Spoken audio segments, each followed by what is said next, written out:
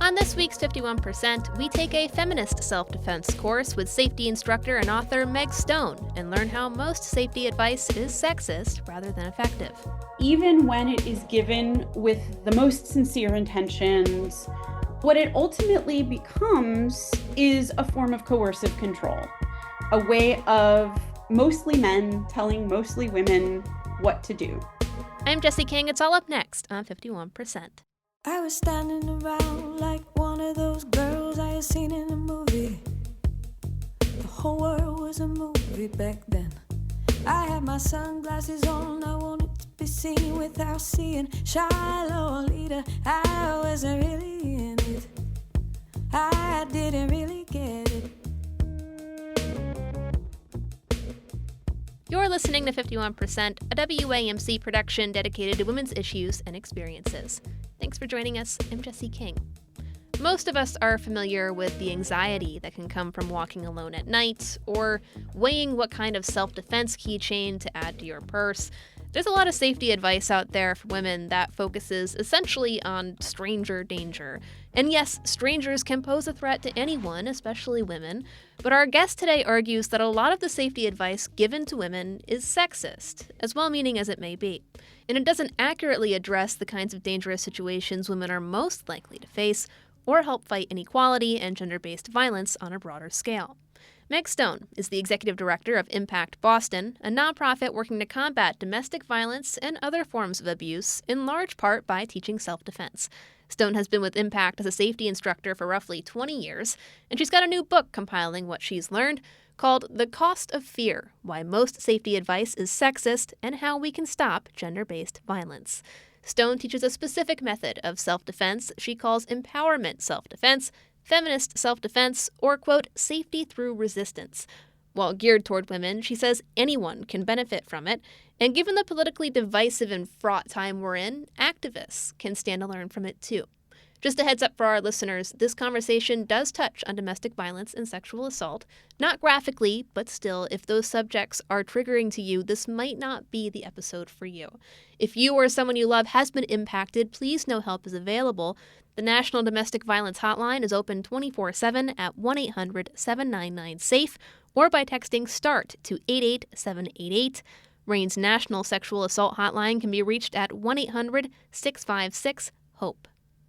It is very important to be able to depend on legal, educational, all of the systems that we depend on for so many things for our safety. It is the responsibility of the leaders of those institutions to ensure safety. But nobody who is paying any attention believes that that really happens. So for me, it was so important to have a way of preventing harm, a way of maintaining safety that could live inside the people that are most targeted for sexual assault, domestic violence, harassment, and all other types of gender-based violence. And I was lucky enough to discover feminist self-defense in my early 20s. And after finding the power of my body and learning that I could access power even when I was scared. For me, that was such a shift in my mindset and a shift in the way I lived my life. I was bolder, I was braver, and as much as it's important to me that that helped me in my personal life, it was more important to me that it made me more equipped to handle harassment or detractors or pushback when I was working for social and political change. Some of the folks that I interviewed for this book really had an experience of empowerment and healing for themselves. And it was equally important for me to interview folks that were using self-defense training as a tool for social justice organizing. And that practice dates back to the 1920s, to the women's suffrage movement. And it was also very prevalent in the Black liberation movement in the 50s and 60s and 70s. And more recently, some of the folks that I've interviewed for my book are organizing janitorial workers for safe and equitable working conditions, and teach self-defense as part of Know Your Rights. In your book, you contend that most safety advice being offered to women is sexist. Why do you think that?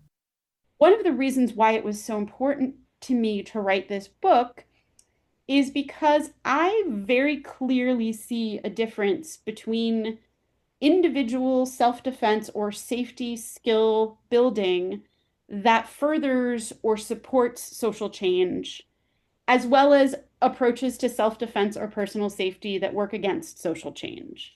A lot of the safety advice that women get is all about what we shouldn't do and how we should make our lives smaller.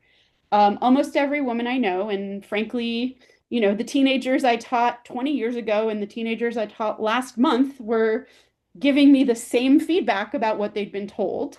Everything from don't walk alone at night, don't wear your hair in a ponytail, an attacker could grab it, don't park near a white van.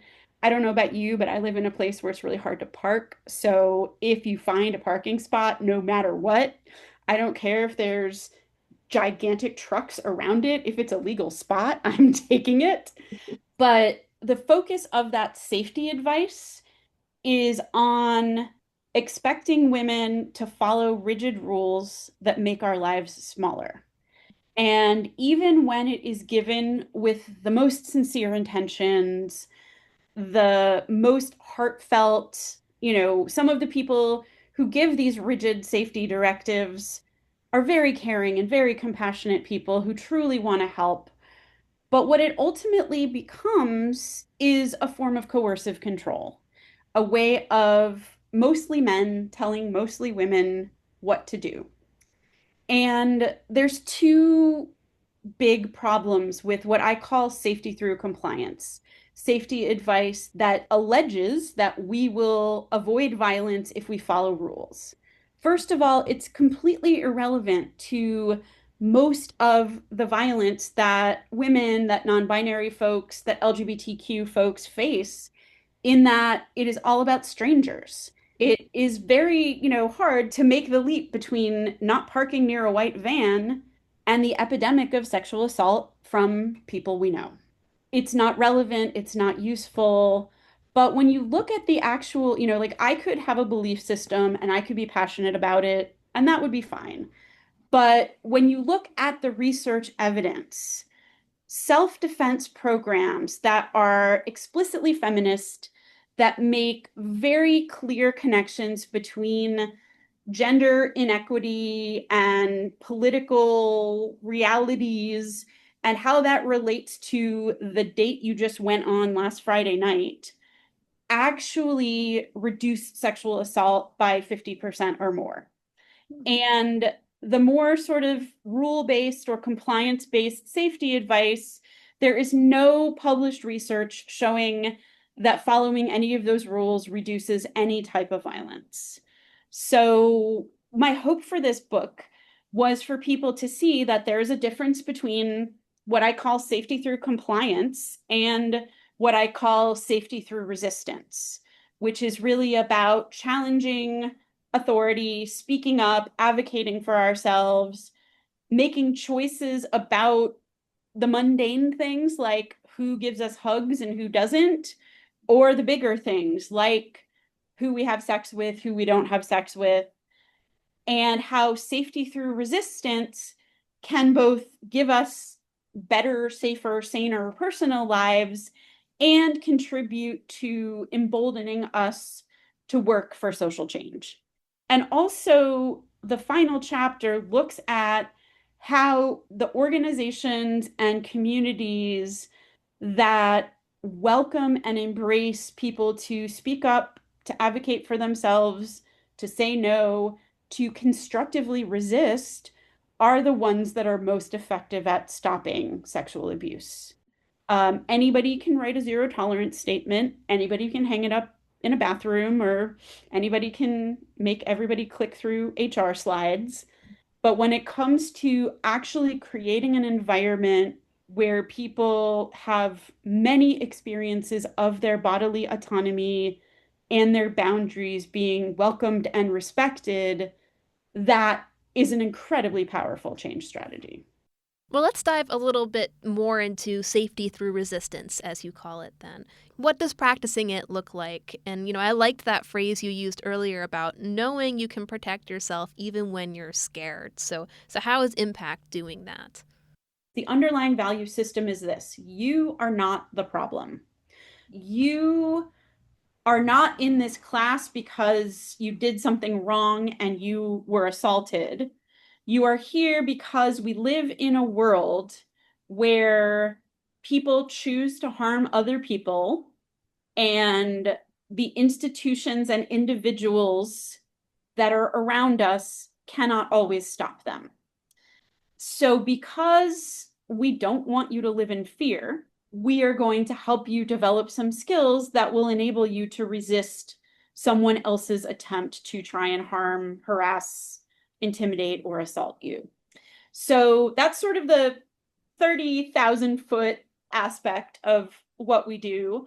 The practical, experiential aspect of what we do is we present people with a range of physical and verbal skills that they can use to interrupt an act of violence against them or someone else.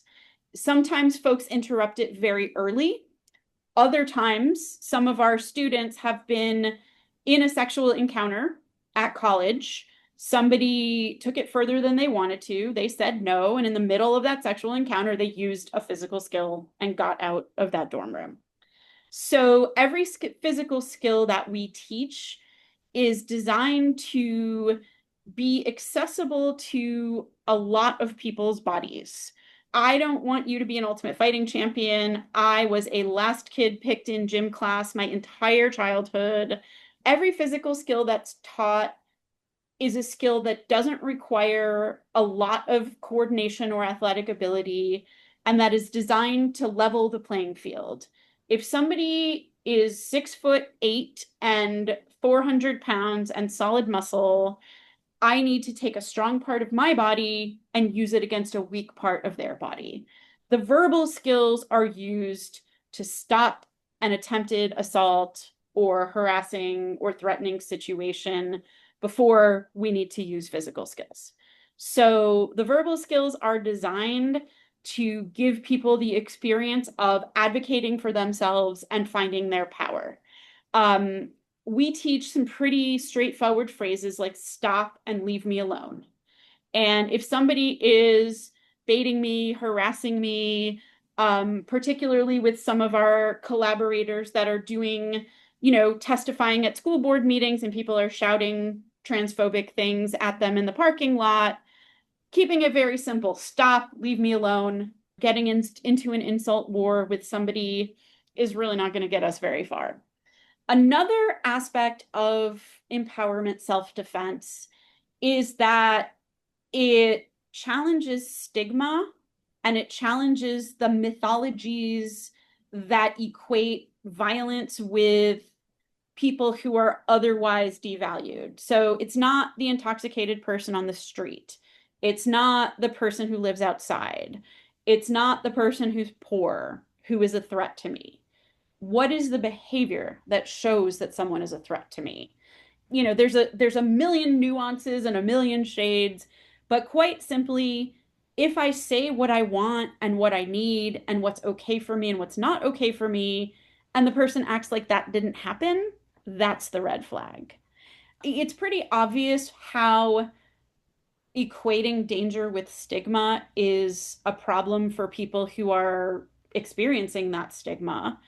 But it's also a problem for more privileged people, because if I have my gut level fear response when I see a drunk person sitting on the sidewalk, then my intuition is miscalibrated. And so when my coworker starts giving me a back massage, and then when I don't like it and tell him that, he tells me to lighten up and, all of those other things, then I'm still thinking about that guy outside my office who has a lot of problems, but is not a threat to me. Another really defining characteristic of empowerment self-defense is that we teach resistance skills that could be used on someone we know.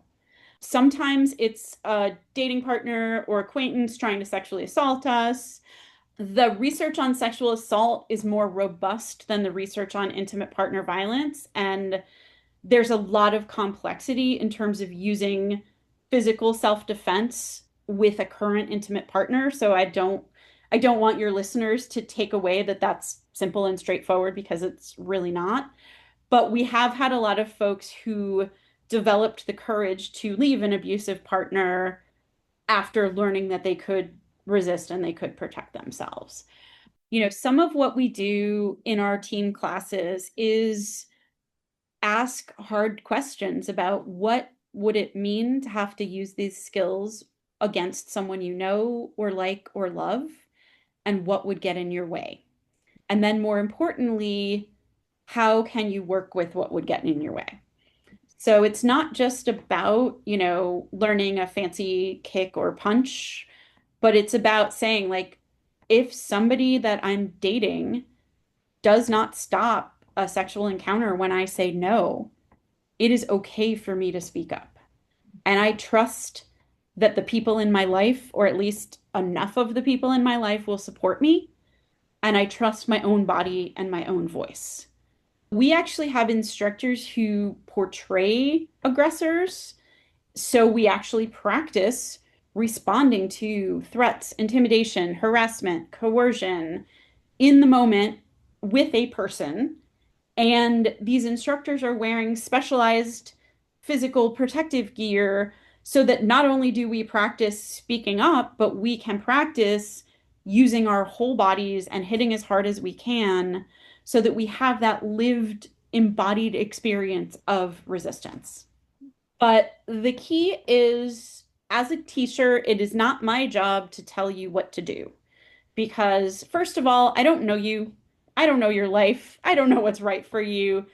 But also, following what an authority figure says does not make us safer. Deciding for ourselves what works for us makes us safer.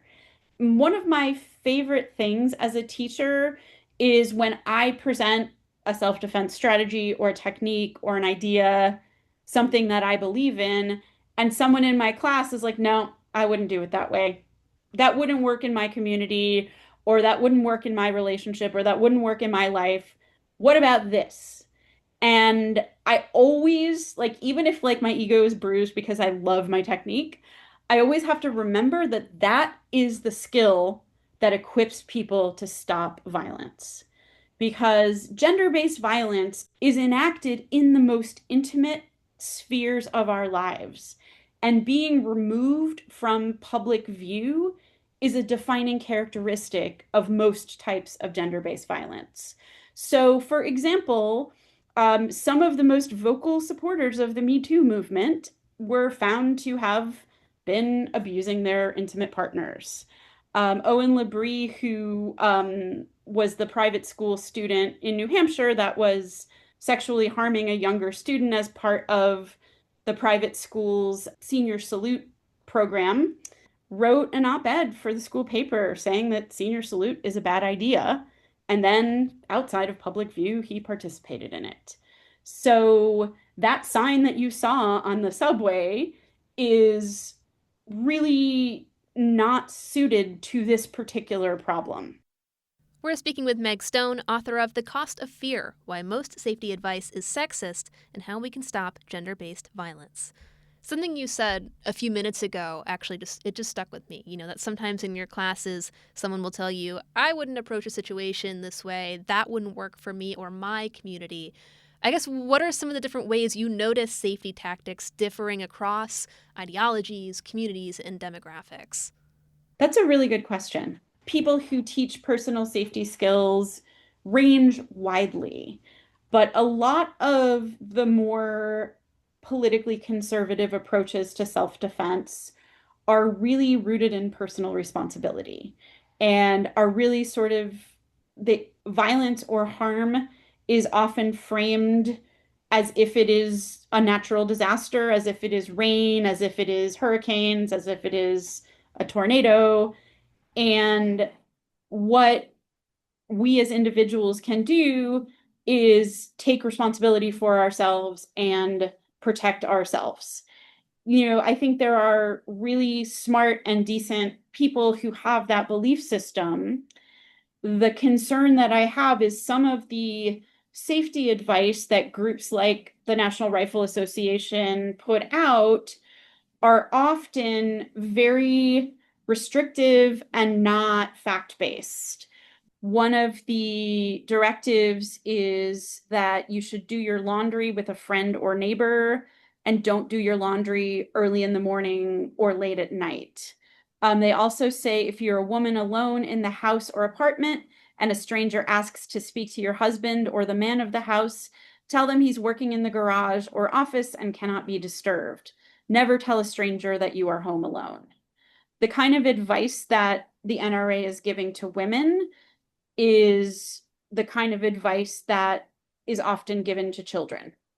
And it is very prescriptive, it is very directive, it bears no relevance. Like, even if you look at the FBI data, even if you look at like the location of crimes reported to law enforcement, there's no, cluster of crime in laundromats.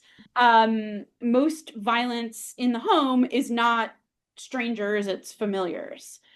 By contrast, there's a scholar whose name is M. Aziz who wrote a dissertation about self-defense in the Black liberation movement in the United States over a 3 or 4 decade period. And they really documented how self-defense training was part of political organizing because organizers really did not trust that law enforcement or other institutions would keep them safe. When it comes to feminist or empowerment self-defense, the belief system is we live in a society that should be keeping everyone safe and is not succeeding at doing that. So because of this injustice that impacts our safety, we are in a situation where people we know, like, love, depend on for our economic survival, depend on for our education, and on and on and on, may try to harm us when no one else is around.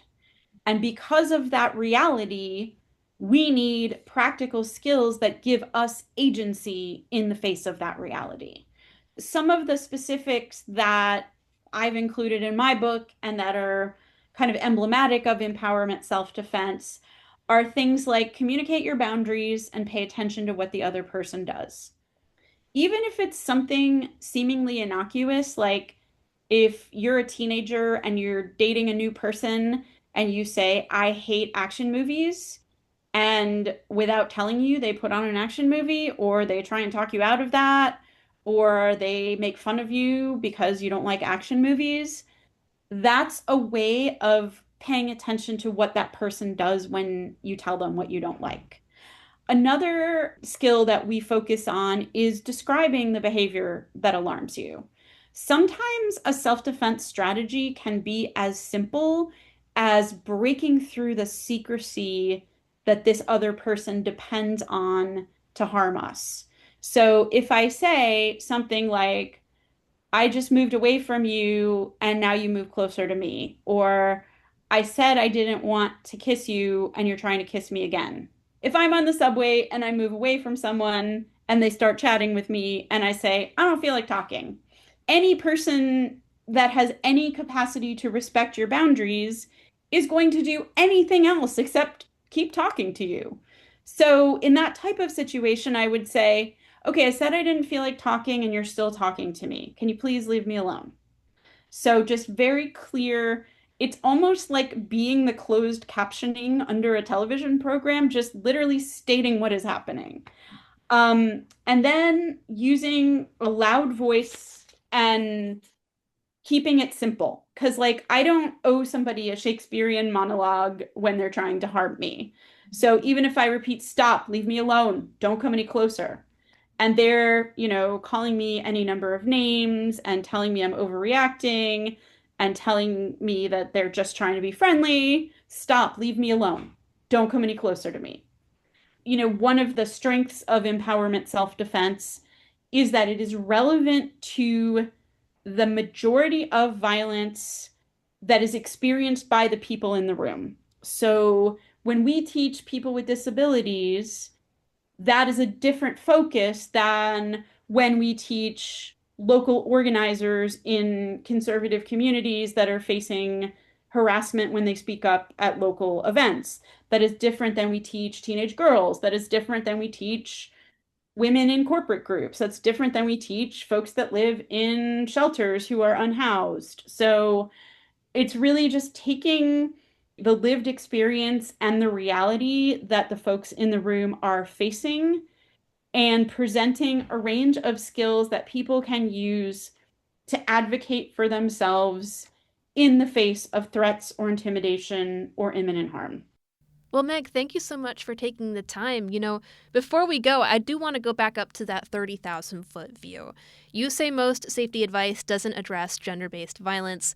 What should we be doing then to help combat this and promote gender equality on a broader scale? We're at a moment now where women's rights, at least abortion rights, are being rolled back. And sometimes it's scary just to even go online and see the ways in which men talk about women. So what's your take on what we should be doing as a society and how we actually push it forward here? I think a lot of the struggle with preventing gender-based violence is that it's so easy to be against it and speak up and do something symbolic and token and meaningless. So there's no magical law that's going to stop people from harming other people in private when nobody can see them. There is real hope in parenting and sort of shifting expectations about consent and boundaries from a young age. But the reality is that brief educational programs for men and boys when they get to college or even in high school do not have a lot of evidence that they reduce perpetration. Whereas a lot of the strategies that really give women more economic power, political power, physical power have led to reductions in gender-based violence. So I think what organizations and institutions can do is really very actively and very proactively welcome resistance, boundaries, bodily autonomy. And when someone speaks up about a problem, take it seriously and be accountable instead of grabbing your lawyer and your PR consultant and trying to say as little as possible.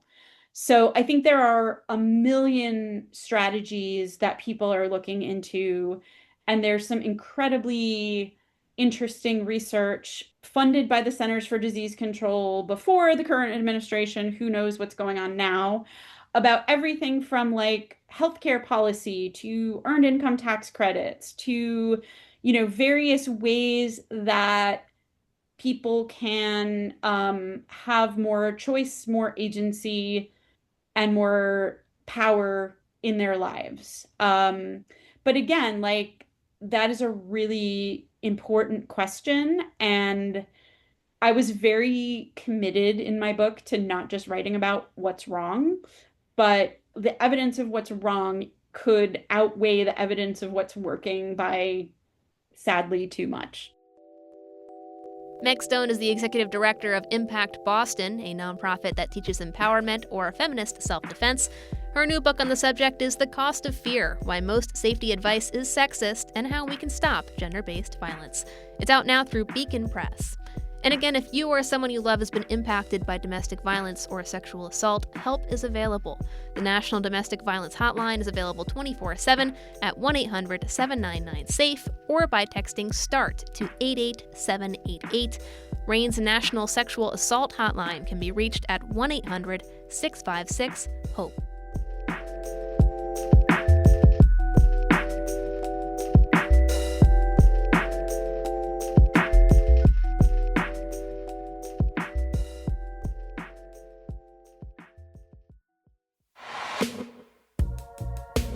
Thanks for listening to this week's 51%. 51% is a national production of WAMC Northeast Public Radio based in Albany, New York. It's produced and hosted by me, Jesse King. Our associate producer is Madeline Reynolds, and our theme is Lolita by the Albany-based artist Girl Blue. Just a reminder that you can listen to 51% anytime at WAMCpodcast.org or wherever you get your podcasts. You can stay in the loop on all of WAMC's shows by signing up for our weekly newsletter, Airwaves, at WAMC.org. We hope you'll join us next week. Until then, I'm Jesse King for 51%. I was every single girl, I was nobody else, I was so sure of myself. I was 15 and a half. He was a hollow laugh. And I lost my cool somewhere along the way. The nightmare down the hallway. I had to learn how to look away. I lost my cool, no electricity.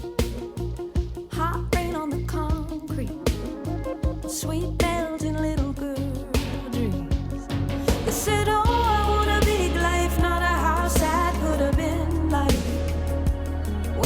taking me? Where are you taking me? Said